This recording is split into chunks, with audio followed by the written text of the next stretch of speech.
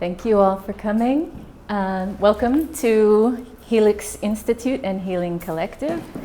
And I'm so pleased to be opening the floor here for the reincarnation of the Helix Training Program that we are launching in January 2025 with a new cohort, Helix 9.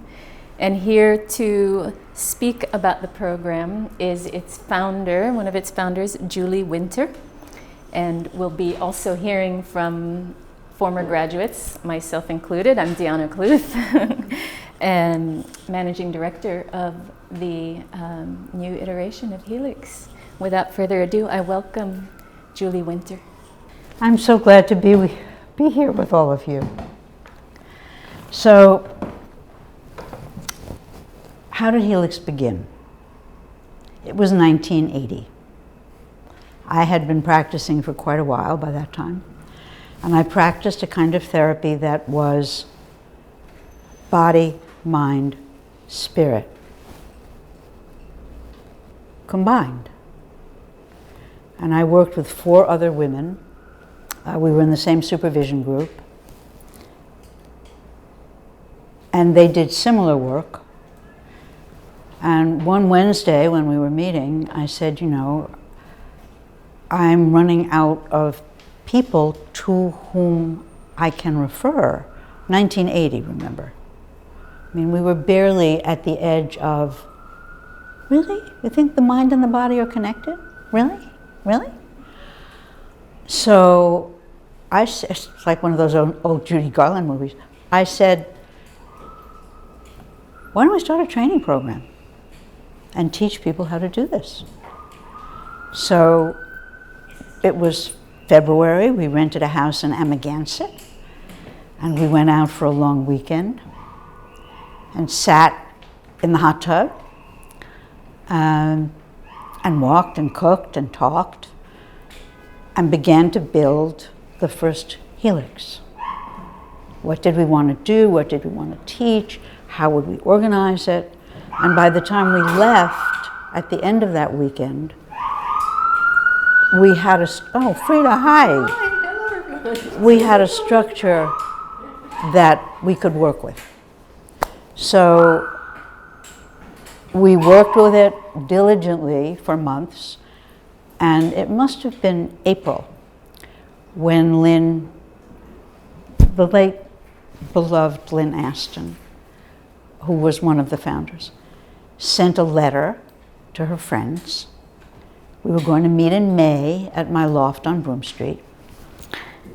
And I had brought the letter. I thought I had it, and I did.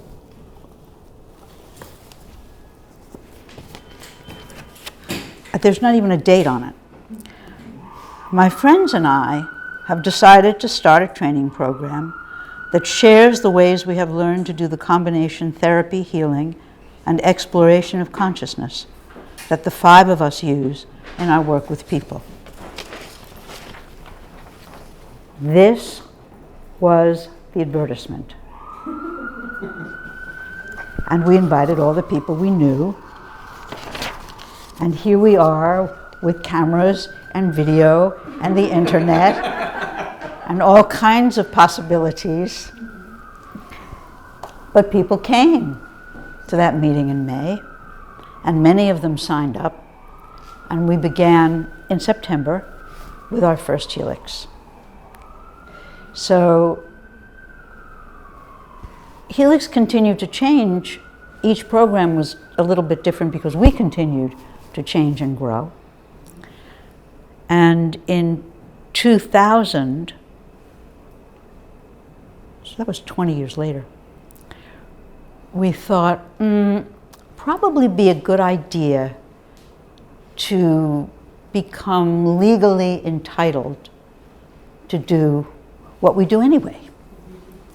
So we went to a wonderful attorney and said, we want to make this a legally spiritual organization, because we did things like laying on of hands, taught meditation, taught people to work in altered states.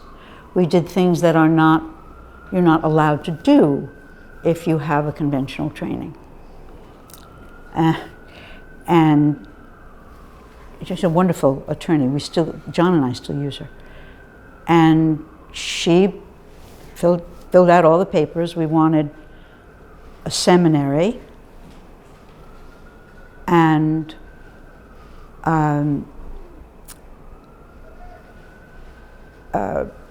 teaching organization, not-for-profit organization. So if you choose a spiritual organization, you get two choices: church or temple. We decided that calling ourselves ministers would be a little less unusual than calling ourselves priests and priestesses. So we incorporated as a church, as a seminary.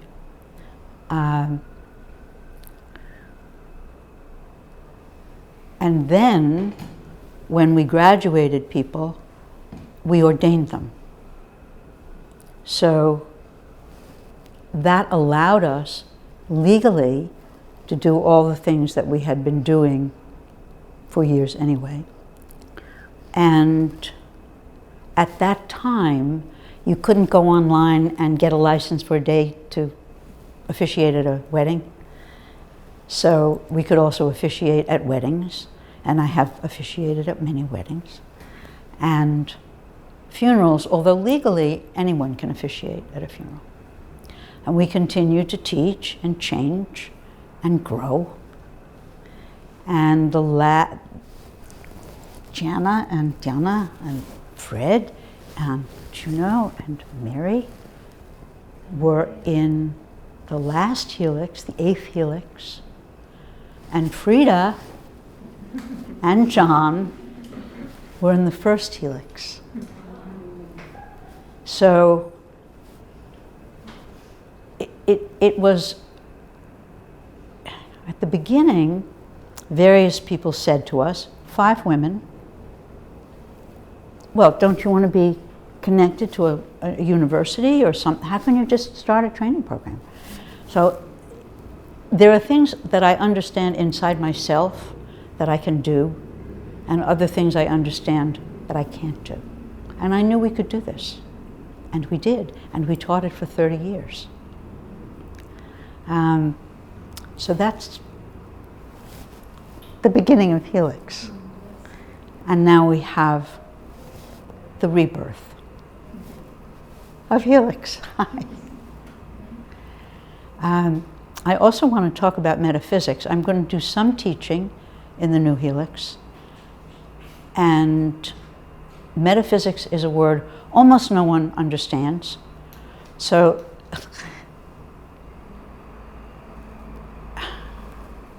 this is what it's about.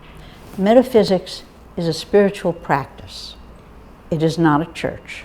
There is no creed. There is no request for belief. And it works with the understanding and the experiential understanding that there is only one energy. And at the beginning of what they call a treatment, you make the statement, there is only one energy, one source, one power, and it is everywhere evenly present, which reminds me now of what Thich Nhat Hanh says, that we are interbeing, that everything is connected. So in studying metaphysics, which I did and became a practitioner, you learn to use that energy to be in relationship to that divine energy. Call it the divine heart of the universe, call it Buddha, call it all that is, call it whatever pleases you. That you are, that is the energy that is at the core of your being and at the core of all being. So you don't have to do anything to get it. It's more like gently removing the layers in your personality that separate you from it. And in metaphysics, you create intentions and with them do what they call treatment, and I came to call luminous blueprints. Those are energetic blueprints. So your personality self has chosen to connect with this energy, which is love. Knowing that love is at the core of all being. There are steps that you use to create an intention. So when I teach metaphysics, and to those of you who take Helix and to those of you who did take Helix, I teach the steps. I like people to start right away, to start using the steps right away. Because the way you come to an experiential relationship is through experience. And that was what they did in my training. You were taught the steps right away, and they wanted you to start using them. Even you were not skillful at them yet. Start using them right away. And then tracking the manifestation. There is nothing too small or too large for spirit. So you can work on something that's an internal issue, healing old fears. You can work on, they're really internal, external, it's all done with mirrors. But you can also work on an external practical issue, creating a new home, finding the right work, being in loving relationships. And the most important piece of a treatment, which has 7 steps, which I teach, and I teach them right away, so you get started. Most important step, as my teacher used to say, is the last step, where you turn it over. You turn over your intention to the larger energies that can do more than you can do personally. And you support that intention with the actions that you take in life, with compassion, awareness, open-heartedness. And I have added, this wasn't in my original teaching, but I have added in this time in my life, that when I'm working on something, since we're all connected, we are all connected. That's what they say in quantum physics. So if I'm working on, let's say abandonment issues, just as a thought, I include in my treatment, in the steps that I do, I still do the steps, all people struggling with abandonment issues, and there are so many thousands and thousands who are working with abandonment for a variety of reasons, a wide variety of reasons. If I'm working on, I don't need an apartment, I have an apartment, but if you're working on an apartment, then you might include all the people in the world, all the people who need homes. So this is a love that you become increasingly aware of and have a deeper and deeper awareness of that love as you go along. And you can take it with you forever and be with it anywhere and use it in any situation. So if you decide to take Helix and become a counselor, you use it in that situation. I include it in, I do a treatment or a short meditation with all my clients at the end of a session. And no matter what someone comes in with in terms of personality issues, no matter how much damage has been done, I hold, or the practitioner holds, that that love is within them. And I hold it for myself and for them until they can begin to get to it. So, Helix, metaphysics. Thank you. Thank you, everyone. Thanks for coming. I'm really happy to see all your familiar faces.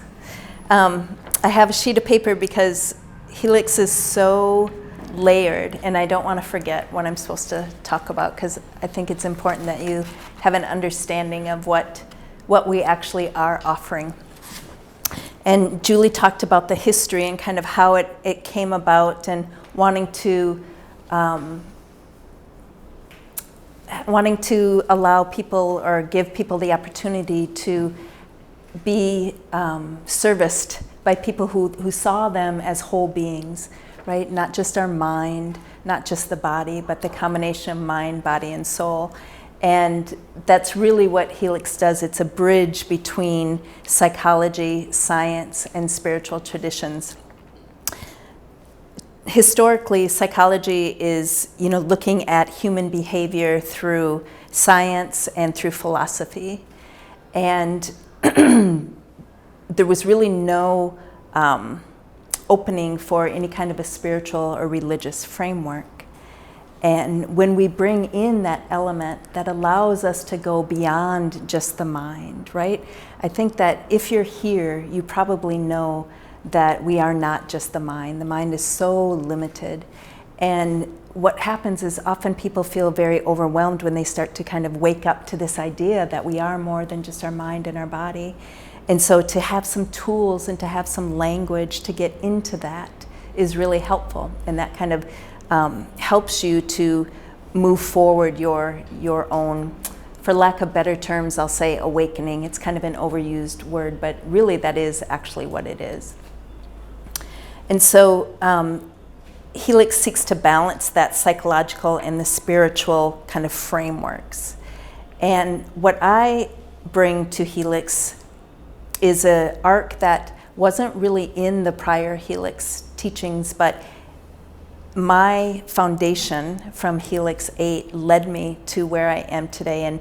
And I lived in New York City when I went through the program, and started to do my own practice, doing energetic work and spiritual counseling. And then I started to get this push just in my meditations that it was time to leave New York City. It was the first time to leave my corporate job, and then it was time to leave New York City. And I did leave the corporate world. And when I started to get this message about leaving New York City, I was kind of giving these options in my meditations of Mexico, Bali, Hawaii, or Brazil. And Bali was the only place I had never been to. And my clients kept coming in, and I probably had 4 or 5 of them in a row who were like, "Have you ever been to Ubud, Bali? I was just there. You should maybe check it out." And eventually it was like, okay, I get it. I thought Hawaii sounded nice to me, but okay, I'd think about Bali. And the last client came in, and she was living in Bali, and so we talked about what was going on there. At the time, it was a very small spiritual community. And she said, "You could really do good work there. There's not really people doing what you do." And so I made plans to go. And eventually I did just that. I came off of a breakup, and the first thing I heard was it's time to go to Bali. And so I bought my ticket, and then I looked on a map to see where it was because that's how much I did not know about it. And when I got there, I was so kind of taken aback. I knew nothing about it. And Bali is a very Hindu island. It's not Indian Hindu, it's Bali Hindu. And there's a difference in that. And so I ended up being very immersed in that world. And after 5 years, I was going deeper into my own spiritual journey. I was working in Bali, doing my healing work, excuse me. And eventually I made my way to India, and I was there for 5 years. And then that's where I really start to understand the Indian Hindu. And about 1.5 years ago, I got the push to come back into the world, and I went back to Bali, and that's where I live now. And it's through that kind of stream of events that I'm bringing the arc of yogic psychology into Helix. And the difference between Western psychology and yogic psychology is that Western psychology really works with the mind and kind of modifying behavior and observation of the mind. And yogic psychology really works with the mind, acknowledging the mind, but also working with the body, the breath, with spirit, and using different tools to eventually just as Julie was talking about, of this oneness, right? There's this one source.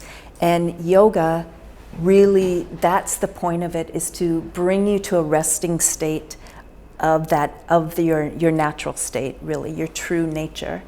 And it's through different practices of yoga, which go way beyond the postures that we think of, the asana practice, way beyond meditation, way beyond pranayama, which is just breath work. It is a psychology. We use all of those tools to eventually calm ourselves down so that we can get underneath the mind. It's called the vrittis of the mind, the fluctuations of the mind, so that we can rest in that stabilization. And it doesn't mean that you don't have emotions. It doesn't mean that things don't bother you or you're apathetic. It means that you know that it's just that. It's a fluctuation of the mind, and that you can come back and find that resting state, that stable state. And so throughout the 3 years, that's the arc that I'm taking the lead on. I have a co-teacher that will also be teaching with me in that. And part of that is also bringing in a required practice of meditation and working with a daily sadhana, which is a daily spiritual practice, and finding what works for you. None of Helix is about the Helix way, you have to do it this way, or this is the only way to do it. Helix is about bringing in many different frameworks for you to learn a little bit about different possibilities, different ways to look not only at yourself, to find what actually resonates with you, rather than maybe what you were told you're supposed to resonate with, but also how you can then work with clients, and you can meet clients at a place where they are. You know, we're in a very small world now, and with most of us working online, we have clients from all around the world, and probably from many cultures that you may not even know anything about. And it's not that Helix will teach you about all of these different cultures, but I think through the program, you open up your mind so that no matter who you meet, there's a space there to hold them wherever they are. Yeah. And I'm just going to briefly, talk about the 3-year arcs that we're going to work with. One other thing I'll circle back to, another way that I work is energetically. And so when we meet in person, which Fred will talk a little bit about that, I don't have really a method or a template that I work with energetically, but we'll talk about the energy body, and we'll do some practices where you will actually feel your own energetic body. And so that's part of the curriculum as well.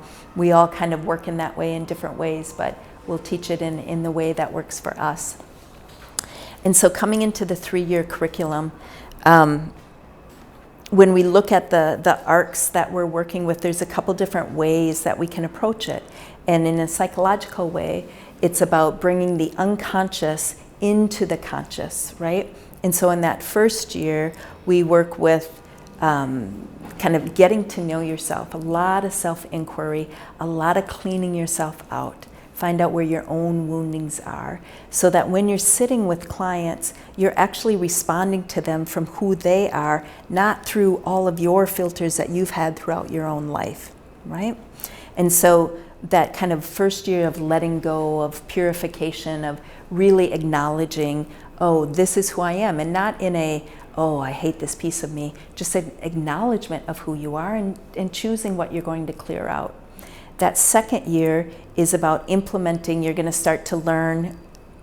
It's not linear, really. It all intertwines, but you'll start to use some of the different practices that you're starting to learn about, learning more about, different psychological frameworks, learning about different healing modalities, and working with clients, which Fred will talk to you a little bit about too, and starting to kind of use those in a way that will start to make changes in your own life, but also in clinical settings.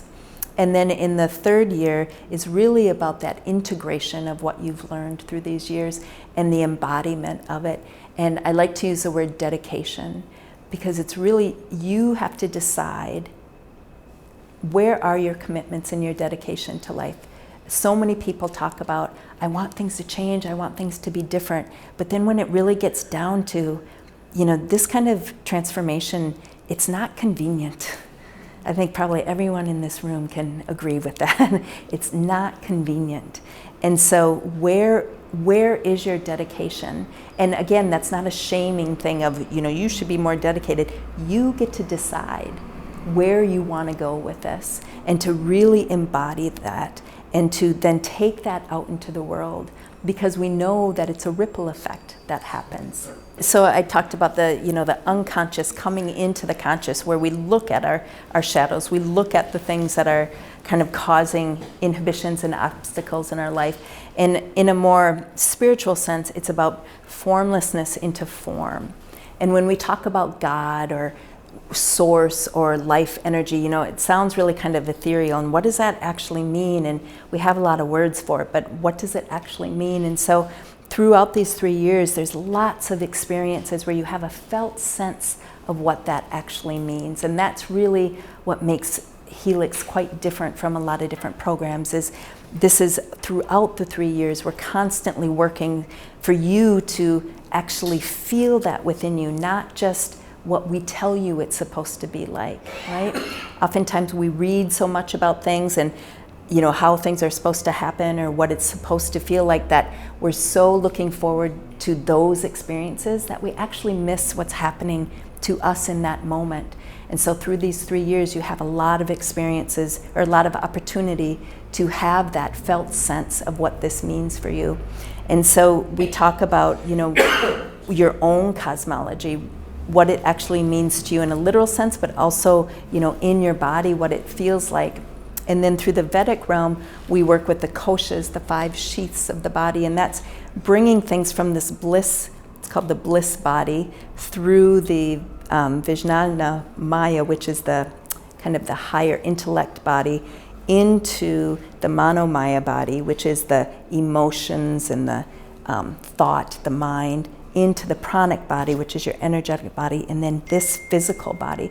This is how spirit presents itself, like you, like you, like you, like me. And so we work through that. So you yourself have your own understanding of it. It's not just a bunch of language. Yeah. And so that's kind of my part, although we will all kind of entwine and teach a bunch of different things. Yeah. So, and by the way, I'm Jana. I'm the program director for the Helix Institute and a teaching collaborator.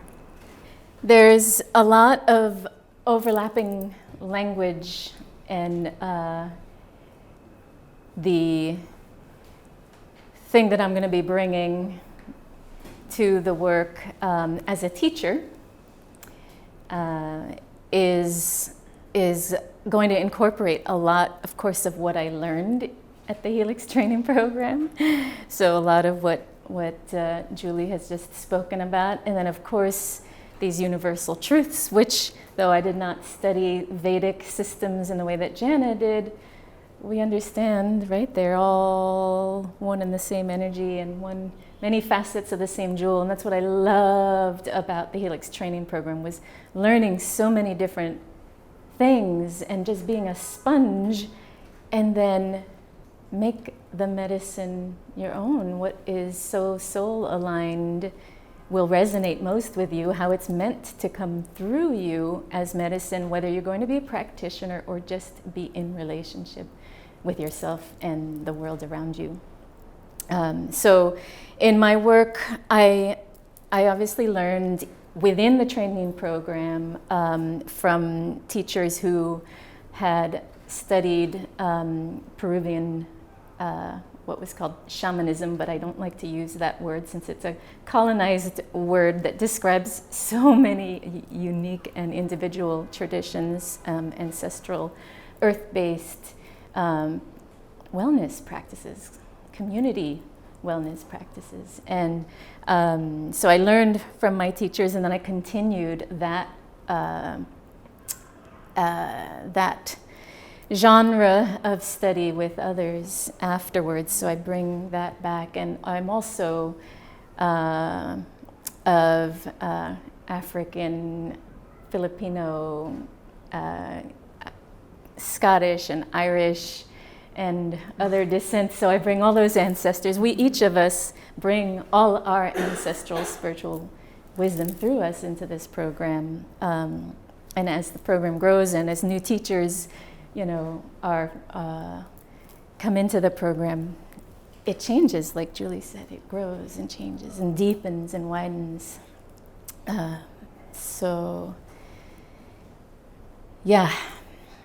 I bridge worlds to decolonize the psychology and healing through an intuitive approach, blending science, psychology, and spiritual wisdom that I learned here. And I bring in these various earth-based ancestral teachings and soul technologies to encourage you to make the medicine your own. And so what you'll learn from me is what I like to call sovereign soul foundations, to liberate yourself from suffering during pivotal times, to pivotal life transformations, how to connect with your inner parts. This is parts work and somatic work, working in the liminal realms, dream time. Hello, New York.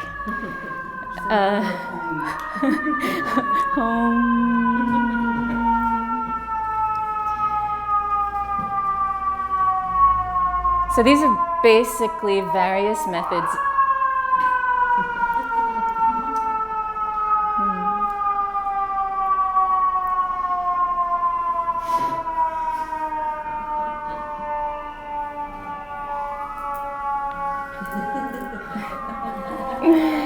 Really holding that note. It just warmed up.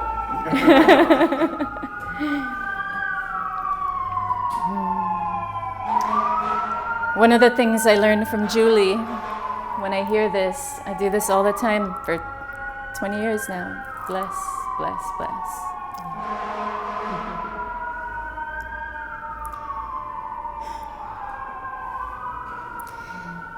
So, all these various tools that I will teach are basically different kinds of soul retrieval, and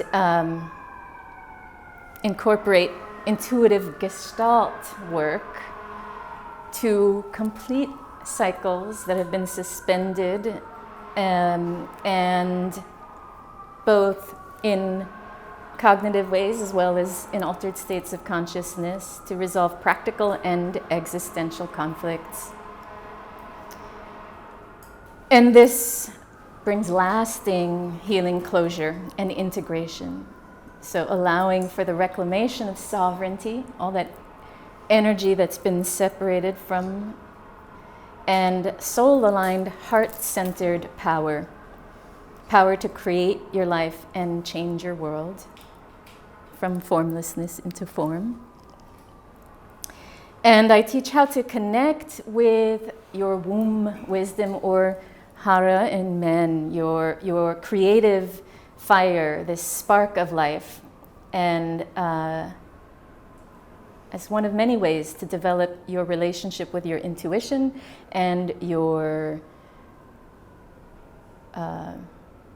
empower yourself to develop your sovereignty, define and embody your soul alignments, loving, kind boundaries, and intrinsically designed soul-aligned self-care practices. So really allowing those to emerge from within. And through this womb hara heart portal, you'll learn to connect with your healing support team in other dimensions of being, not only your higher self and soul, but also spiritual guides, angels, ancestors, and elemental dragons of creation that live within and around us and support all life to thrive on Earth. And really important piece is how to keep your energy clear,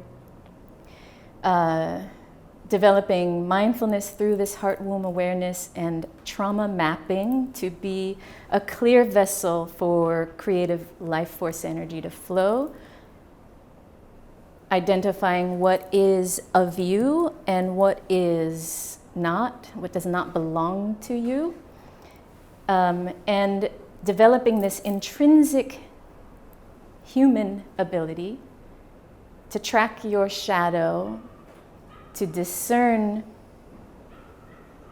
acknowledge, radically accept, and love unconditionally. It's the heart of Helix. To transform vibratory energy flows and disruptive trauma patterns of energy to help remain grounded, healthy, and also supportive of deep, intuitive, integrative healing work with your clients or with yourself. So I spoke about this piece that is also called transference and countertransference, which you'll also learn about in a more cognitive Western psychology form from our other teachers who are not present, Jada Turco and Maya Carlett. They'll be teaching scientific foundations of psychology, integrated practices. Ayurveda and Chinese medicine is part of their foundation, and psychopharmacology and therapies from this clinical medical perspective of therapeutic healing medicine. They'll be covering topics like object relations theory, core wounds, psychosocial stages of development, diagnostic tools, all held in the context that more than just science is needed. They understand that we need to understand the whole human, that includes the spirit. And all these things we learned in Helix, and I infused into my work and encourage students to as well. So when someone graduates, they may go, in whatever path they are inspired by and that aligns with their soul, whether it's more science or more esoteric. So final note also, although I'll be teaching a lot of these tools and traditions, I'm inviting my Indigenous friends and teachers to share with you directly some of the healing tools and traditions I learned during and after my Helix training. So you'll meet them over the course of these 3 years and be able to work with Indigenous medicine wheels from North and South America, Africa, and Asia. And others here also will be bringing in people in as special guests to our in-person immersive experiences. Our keynote speaker will be one of my teachers, Ola Obasi, and she'll be speaking on decolonizing wellness. Quazabara Rivera will also share Indigenous ethics and elder wisdom keeper care, and for life transitions and community support. And there will be others. So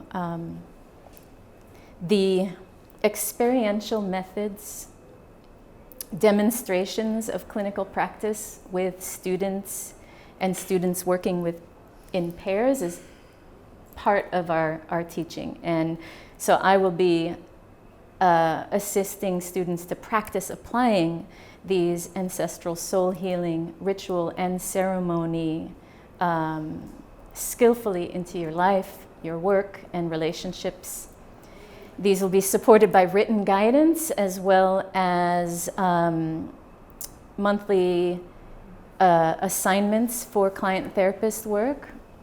We all will be assigning homework, and that'll be like within that first year, hands-on working with clients, working with each other as student therapist and client therapist. Student therapist, student client. So that applied practice, by the time you graduate, you have confidence in these skills. That's 3 years almost of working applying these tools to help students integrate and embody these multidimensional understandings of these psychological and spiritual dynamics of being in relationship with the self and within the world around us.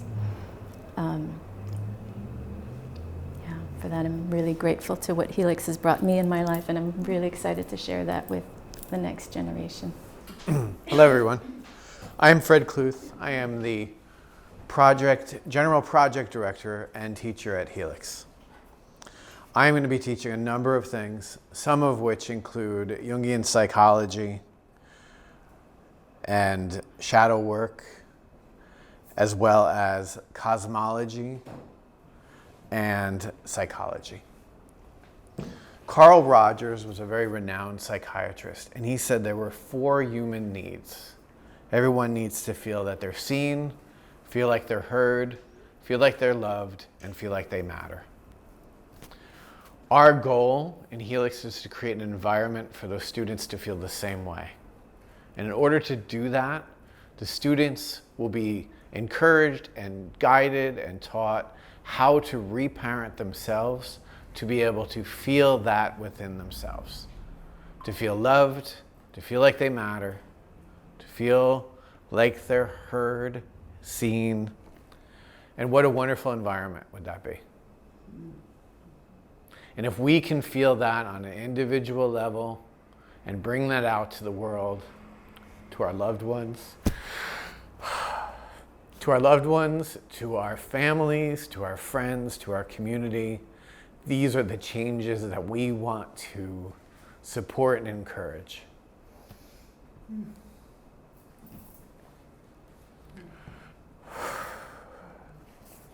So how do you do that? You work with your shadow, right? And your shadow is your unconscious parts of yourself that don't come to light, whether we know about them or we don't. It's part of the unconscious parts of our mind. Those things of your personality that show up at the most inconvenient time. And how do we invite them in order to process with them, how to befriend them, to know what their needs are so that we can be whole beings? And some of those shadows are gold. Some of those parts of you are those parts that you really wish were online more. The parts of you that maybe need to be more creative, need to be more loving, need to have that light shine on them. So through these processes, through these many, many ways that we will teach our Helix students to be attentive to their own selves and then be more attentive to their clients, to their community, and to the world. That's where change is really made. These parts are often the parts of ourselves which are the needs that we have trouble expressing. They're often also these like archetypes that run through the world, the tricksters, the wizards, the bosses, like all these things that have these energies in the world, both in our lives personally and then in the collective. We see this being played out in the world stage. And if we could bring them into our personal life and bring consciousness to them, then we can help facilitate bringing consciousness out into the rest of the world. And by reparenting ourselves, and we've talked about that with all of the, like you hear about this in our culture, these parts of self, we talk about with Gestalt therapy, we're bringing in this process where we can befriend our lost parts of ourselves and bring them into our consciousness and give ourselves the love, give ourselves that, hear ourselves, see ourselves, and know that we matter. And in this transformation, we can be whole beings. It's hard work. It's a life path. And this is what I learned in Helix. And this is what I am hoping to bring into the new class of Helix. So what do you do with this when you learn all of these things and you go through this process?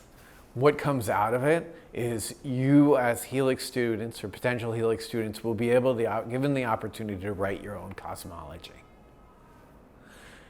Write your own idea of how this universe is put together. Create your own magic. And be respectful and be able to say, these are my teachers, these are the ways that I've learned these are my wisdom keepers, and do this with respect and honor. And then be able to make this amazing program your own and create a world where you are creating your own luminous blueprints and really manifesting a world that you believe in and that you love. So how do you do this?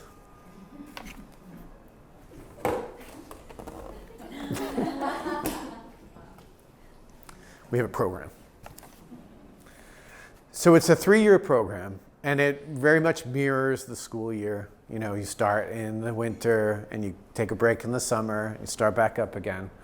And we have really designed this program from what we had before in Helix with a few modifications, because we are going to, instead of being New York based, we are going to be worldwide, as much as we have the potential students to do that.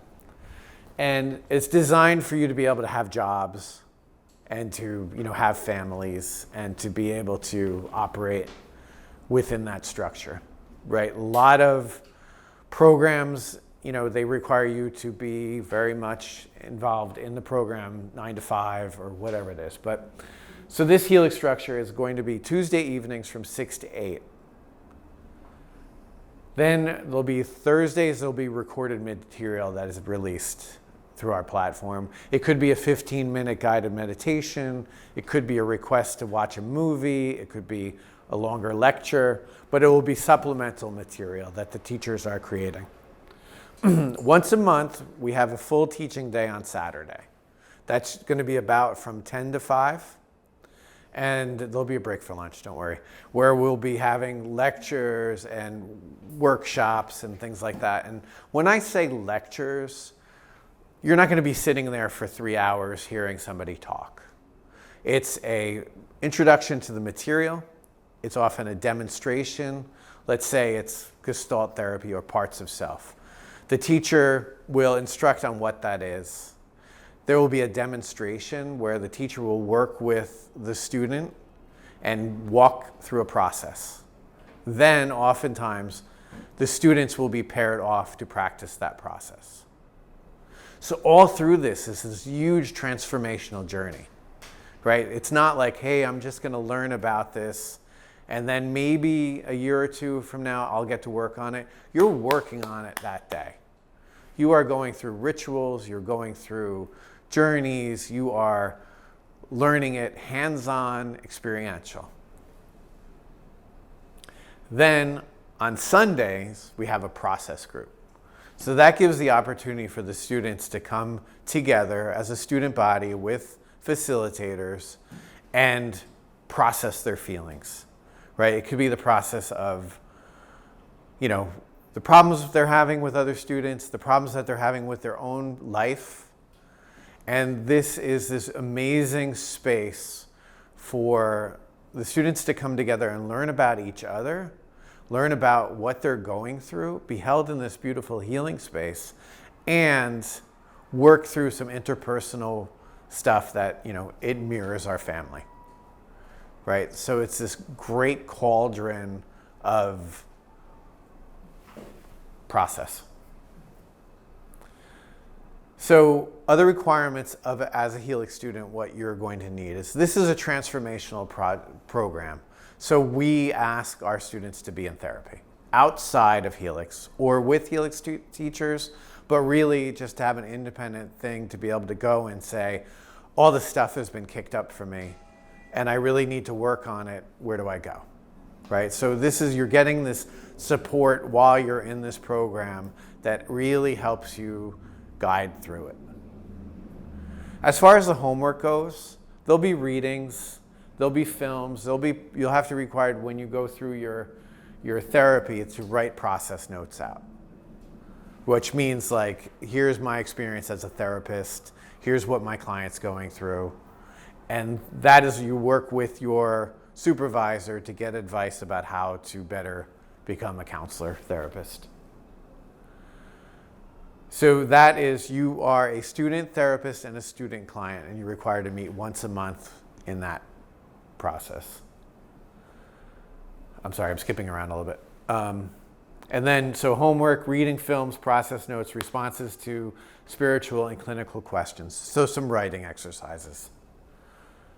2 therapy sessions. You will be able to meet with your supervisor at least twice a year, right? But if needed, you'll have access to the supervisors if you need more. And there's going to be 2 on-site, well, there's going to be some in-person meetings. So what we're right now looking at is, if you're in the United States, there'll be a 4 or 5 day retreat in the fall and the spring where we can do more hands-on work. There's some things that, a lot of this other stuff is all going to be on Zoom, but there are things that we need to do that are going to be in person, like energy work, like just lots of processes that you need to be there in order to really connect with the people that are doing the program. And if you want, we're actually going to do a summer program in Bali as well, because we're hoping that this is going to open up to an international audience. So there'll be people that really can't come to the Catskills or wherever we're going to have it. So we're going to have it in Bali as well. And if you're adventurous and you want to do that, that's open to everyone as well. And there's no tests. There's no evaluations. There's no like fill in those little dots, right? It's an experiential program. So you're not going to be required to, do any tests. Yay.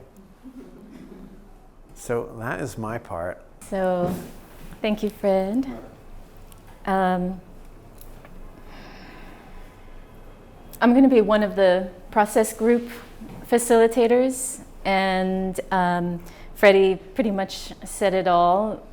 We'll be supporting relational healing in the context of family, community.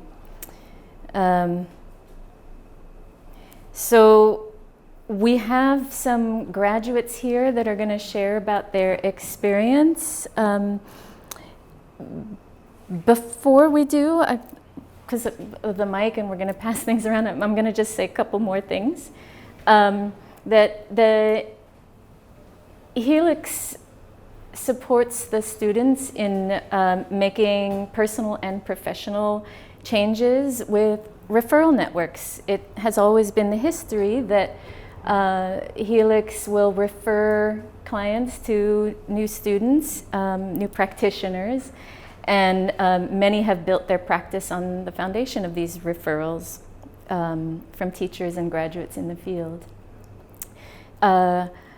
Ultimately, Helix Institute and Healing Collective promises a supportive and flexible environment for students to practice and integrate their learning in the Helix Training Program. As a ordained Helix minister and healing practitioner, we're able to lay on of hands, do energy work. I think Julie covered some of this, but I can't remember whether it was today or yesterday, so I'm going to so just restating what you get to do as, whether you call yourself a minister or not. Some of the graduates do, some don't. You get to bring in these therapeutic models into your practice. You can go into hospitals as a minister. You can do baby naming ceremonies, blessings, womb blessings, and rites of passage. And I've had the privilege of that great honor of marrying people, and it's a beautiful, beautiful service. And as well as Julie has had, and Freddie also has married people. So you can work one-on-one with clients or hold groups. One of the first things I did outside of Helix was a healing circle for new moms, and taught meditation and provided a supportive environment. So you get to create whatever you are called to create as a minister in your community. So without further ado, I'd love to invite Mary to come up and speak as a graduate of the Helix Training Program. I'm so happy to be here to share my experience of Helix with you. I was with this class. It was incredibly transformational, and so many wonderful things happened during those 4 years. I completely transformed my life, and I met the love of my life, which is the most important thing that ever happened to me in my lifetime. So I'm going to tell you the story. I was a searcher. I didn't know what I was looking for. I was working in corporate America, not quite happy. I had quit my job and moved to Switzerland, and I had came back and I had applied to the Hunter School of Social Work, and I got in, which was surprising to me because it was like 14 people in a room, and they said, "Oh, what's going to happen to your banking job?" I'm like, "I quit on Friday," and the whole room, that was back in 1990 something, they collectively gasped for me because no one did that back then. So I went to the Social Work School of Hunter, which was a great school, and you learned a lot. You learned a lot about theory and methodology and some human development theory, and you had some practicums, community organizing, social justice, all these wonderful things. And then I came out and I wasn't feeling it. I didn't really feel like I learned to be like a one-on-one person as a clinician. You had some clients, but you weren't. The supervision wasn't like that. It was more like assessment. It was more like measurement. It was always like, fix them, as opposed to having a thou relationship that you get to learn. In Helix, it's about the thou. You are the thou. They are the thou. And it's that sacred space that is created. So I didn't go into social work at the time. I wound up doing recruiting, which I was really good at. But something was searching within my soul. And I had gone to this psychic medium, and she said, "You have all this green around you. I think you need to be a healer. And you should look at Reiki and Feng Shui." And I'm like, all right, I don't know what that is. But someone told me about this place called Healing Works. And I went to this Reiki circle. Someone put their hands on me, and it hurt. I felt like I had blocked my chest. I had been in all these relationships that didn't quite work out with all these unavailable people, men, the long-term relationships. And I had encased my heart. And I felt like when someone put their hands on me, it was like it was cracking open, and it was like there was a concrete, and it hurt. And I was like, what was that? So I came back. Little did I know that this healing circle was part of Helix, because it was at Healing Works, which is the place where they had their student practitioners at the time. It was on 25th Street, I think 5th Avenue. That was part of Helix. I didn't know that. So when I kept going back, and then eventually they had a class, and I did all my Reiki training, and I came back and I led the circle and the meditations. And after that, someone said to me, one of my friends said, "Oh, you need to get a hug from this woman. Have you heard of Amma? She's the hugging saint of Kerala." So I went up to Columbia University, and I got this hug. But I waited 7 hours. It was from 6 a.m. to 1 o'clock in the morning. And then I felt like I fell into a sea of bliss. It was the most amazing feeling. And I want more of this. So I went to the satsangs that they had on this woman on the Upper West Side. Her name was Phyllis. And she was a supervisor of Helix. Do you remember her last name? Castle. And this woman, I told her I was a seeker, I was exploring, I wanted something more. And I didn't go to one of these things. I came in through the back door, and I got accepted into the Helix class. And there was so much work to be done. As Fred said, it's not a walk in the park. There's a lot of work that you have to do on yourself. You have to uncover those layers, and it's painful. Just like when I was receiving the Reiki, and I was uncovering those layers of all the things that the body keeps the score. It was like in my body. And this is the things that you learn at Helix. You learn about embodiment. You learn about creating your own cosmology, of figuring out what you want. And you have this in a supportive environment of people that hold your sacred space with you. And you're holding and acknowledging their sacred space and what they want to accomplish in your life. And through the blueprints of Julie, and the luminous blueprints, I acknowledged to myself that I did want to have a loving soulmate relationship. And they held that space for me. And when I went retreat, we went up to Chatham, New York, and we were doing Jungian psychology, and someone said, let's do, instead of just saying your dream, let's act it out. Okay, I had a dream. And I said, okay, I was in this, so people got up and I said, I need some people. And we acted as if we were walking into a church with all my friends from high school, like 3 girlfriends or something. And then they fell away. And the church was open to the sky. There was no ceiling. And I saw my father, who was in his 80s at the time, was very sick. And I said, oh, what are you doing here, Dad? Ah, darling, what are you doing here? He's very Irish, and he's like, you never go to church anymore. And I said, there was a couple up at the altar, and I couldn't see their faces. But I said, I think I'm getting married. And you need to get better so you can give me away. And they held that space for me. Meanwhile, one of the women that was in the program with us, Linda, said, my best friend's brother wants to find an apartment in New York, and I was doing real estate to support myself at the time. Found him an apartment, said, I'm going to take everybody out for drinks at O'Neill's on 2nd Avenue. Bring your friends, it's an open bar on Maeve. In walks Steve. So he loves to cook, he's a chef, he does all the laundry. I haven't cooked a meal in 17 years. And I met so many friends, best friend Juno, best friends. And Julie officiated at my wedding. It was the most magnificent cathedral, and I have to say, because of Helix, my life has transformed. I had the LMSW, but I used that, but I really used the tools that I learned in Helix, the energy work, the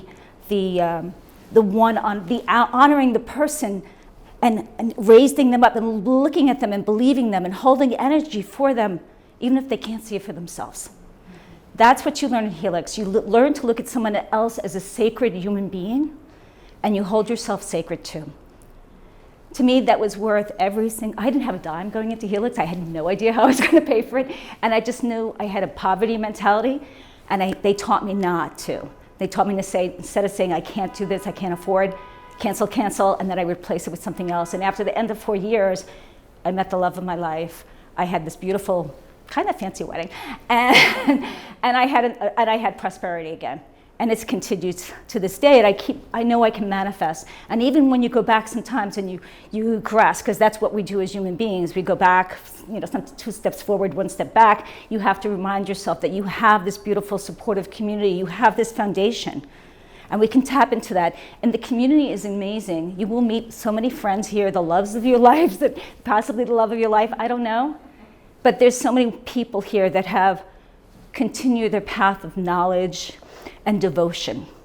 And I believe the people I've met here are so intentional with their devotion to expanding their own practices and for deepening their own self-work. So it is work, it's a continual process, but this is the foundation. This is where you will obtain your life satisfaction like I did. I hope you come and consider joining Helix 9. I don't think you will regret it. That was terrific, Mary. It's hard to follow. We'll see what we can do. My name is Jon Child. I was in the first Helix. And at that time I had been in relationship to Julie, but I thought I knew what I was going to say a couple of days ago, and I decided last night, no, this is boring and dull, or it's not helpful. And I did a process at night, and it came up with a whole sort of different string, a kind of through line of how I got to Helix, and to some degree what I got out of it. And so I need notes because it's not one I talk about. I grew up in a family that was pretty functional, and my father was a artist. My mother was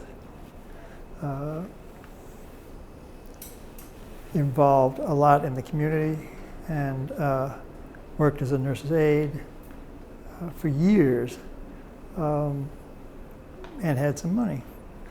And the thing that I remembered, and what begins the through line, is that my oldest sister and my father would argue around the table. And it was kind of terrifying. And I was 8 years younger than her, or 10 years younger than her, and 8 years younger than the other sister. And somehow I took up that I needed to work to get them to cool it. Not in that way, you'd understand, but so I learned how to bring them to what I understood at that time was compromise, as opposed to, or not opposed to, but probably now I would go for consensus as opposed to compromise, because there's some feeling of loss if compromised. But the language changes all the time, so who knows? But I got interested then in how reality is formed. How do people or kids figure out what's real? And I was going to work with kids, and I'd been doing documentaries. And then this project came along about a woman dying of cancer. And I did it for public television. It was a 3-year process of shoots. And in that process, we were filming everywhere. And the thing that I want to bring to it is that one night we were camped out at their house, the woman and her husband, who she had married just before she was diagnosed. And so he was taking care of her, and he said, you know, you should be here at night, you just see what goes on at night. And he came down to where we were hanging out in the basement, or asleep in the basement. He said, now's a good time to go up and watch what was going on, because there was a lot of things of taking care of physical stuff and whatever, and then sat down to talk and have a quick interview. And he was totally bent out of shape because he didn't know how he was going to do the job. How he was going to hold himself together to take her all the way to this predicted end. And I just talked to him.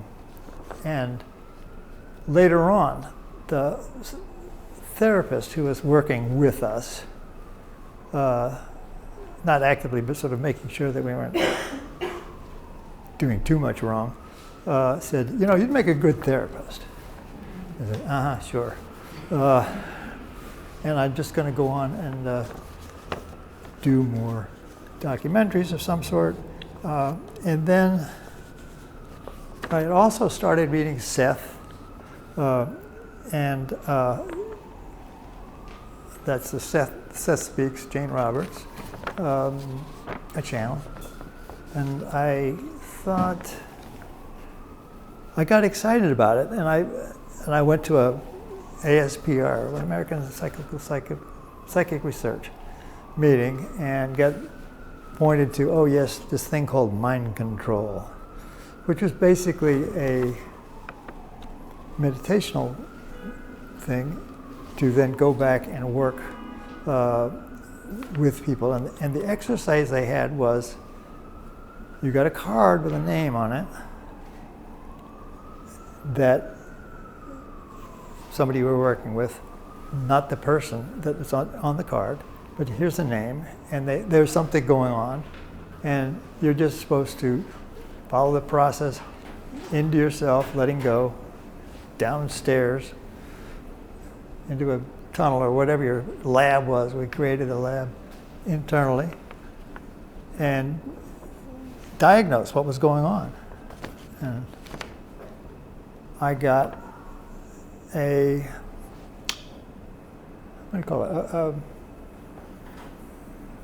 pacemaker but I didn't know it was a pacemaker. I could just see it was a mechanical thing down in there. But I realized with that, I can actually do this. It's possible. And so I was looking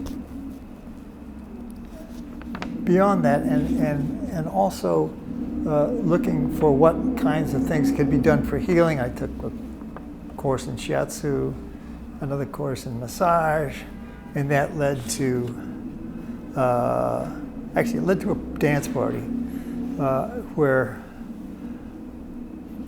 the massage person had one of the classes taught by somebody who channeled. And I got to do a video of this because this could be interesting. I mean, it is interesting. I was just riveted. So I went to the party, and there was that person and another person.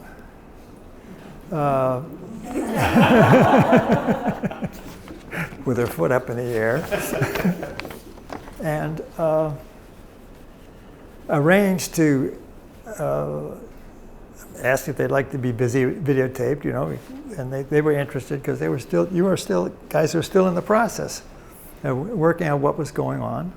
And I titled it for myself as the 5 M's, the Monday morning meeting of meditating maidens, which just sort of shows where I was at the time. But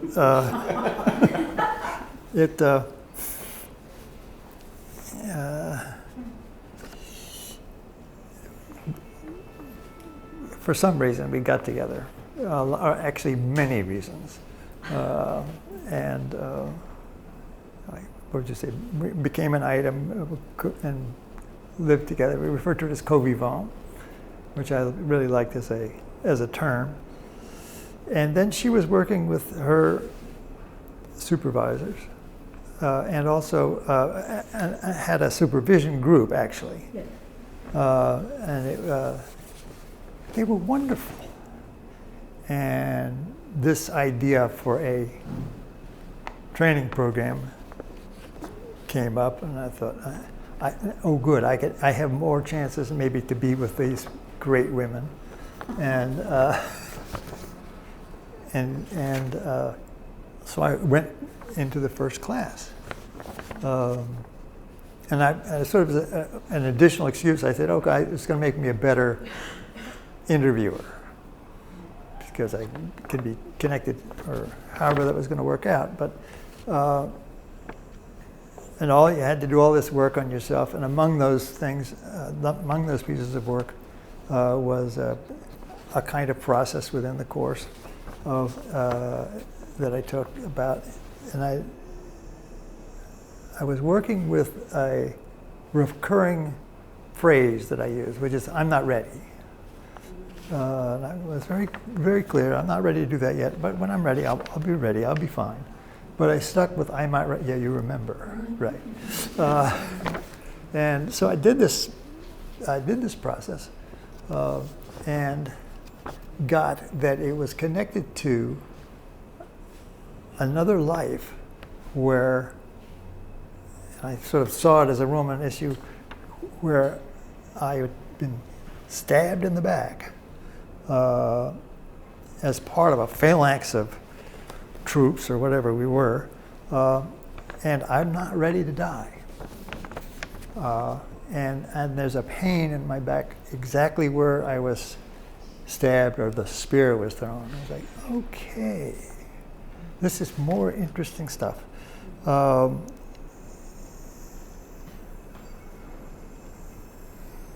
just going back to my notes because I try and keep it in order.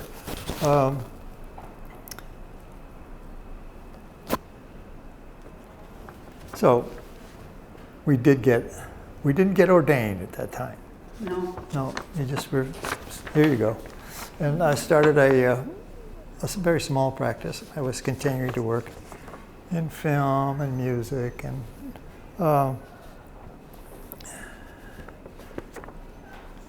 by the second iteration of Helix, the teachers were figuring out too much time was being spent within the teaching day processing. They weren't getting teaching done. So the thought was, well, we'll do a process group. And another person, Susan Lemak, and I teamed up at that time for the next group, which is number 3. And we began working on process. We studied some independently, not with Jan, but reading Irvin Jan, and working with a supervisor, separate supervisor, to do that. And that work with the people from Helix who were dedicated to learning about themselves, who had been developing ways of, were in the process of having ways of working with themselves and with each other, that became a very exalted space. Was it exalted? I don't know. It felt that way. Some days, yeah. Some days. That's the truth. It was both hard and easy, and we got better at it as we went along. You may have thought it was terrible, but some days. It got better, but it changed. The nature of it changed over time, because among other things, the wider community was also coming along in working with themselves. There was more language available, and the students could get deeper and deeper into it. And our job really was to keep them from killing each other or losing it, and noticing when they didn't. Perhaps you could do it, look at it this way. But that was about it. Basically, they took care of themselves, mostly. And so when that Helix stopped, I went on working in the interactive field in both film and on television, interactive television, and I kept a small practice going. And I missed the process groups. It was that was really special. It was really special to work with people individually, generally, but I still work with people, and I'm happy I took the course, and it informed a lot of things we do, and we did a lot of programs of channeling, and we have about 174 programs that were done in the 80s and 90s, and then now every few months we'll put another one up that's done contemporary. So that's also available online. So this kind of stuff just goes on, and it's deeper and richer, and just continues to be richer, and our union continues to be deeper and richer. Yes, a 47-year romance. That's right. We're working on it. It's coming. It's good. And I owe it, a lot of it, to Helix. Thank you. We do have a little time if anybody does have question and answers, or if you have the answers, I have the questions. No, if anybody has any questions, or we'll stick around a little bit if you want to come up and ask us privately as well. Over here we have some brochures that we printed. There's a QR code there that will bring you to information about the training program. And we also have a sign-up sheet. If you want to put your name on there, you'll get our newsletters and our updates. And also, if you want to talk to us one-on-one, just mark in there, you'll see, I think it said, let's talk. And then we will reach out to you and schedule that one-on-one time to just talk about the program if that's of interest to you. Is there anything else that anybody? The Circle platform and classes. Oh, sure. So we also have a platform on Circle. This is where we'll teach out of. It's an online platform. And right now it's Helix.circle.so. And if you go to that, there are some classes that we've been teaching, some introductory classes that we've taught, and upcoming classes. Dhyana's going to teach 3 classes on ancestral healing, and there's 3 classes on Yoga Nidra, which is a yogic meditation that starts to work with the brain waves, and a really amazing kind of meditation that brings you really deep into a journey. The other classes, Fred did a class on the chakra system, and I did a class on meditation. And those are also up on the Circle platform. You can watch the first class of each of those series free, and then the other 2 classes we're offering for $17 a piece, or I think it's 2 for $32. And that money from those classes is going to our scholarship fund, so that we can offer this program to people who maybe couldn't afford it. And we've opened up this scholarship fund, and we've named it after Susan Limack, who was one of our teachers who has passed away. And that means a lot to all of us.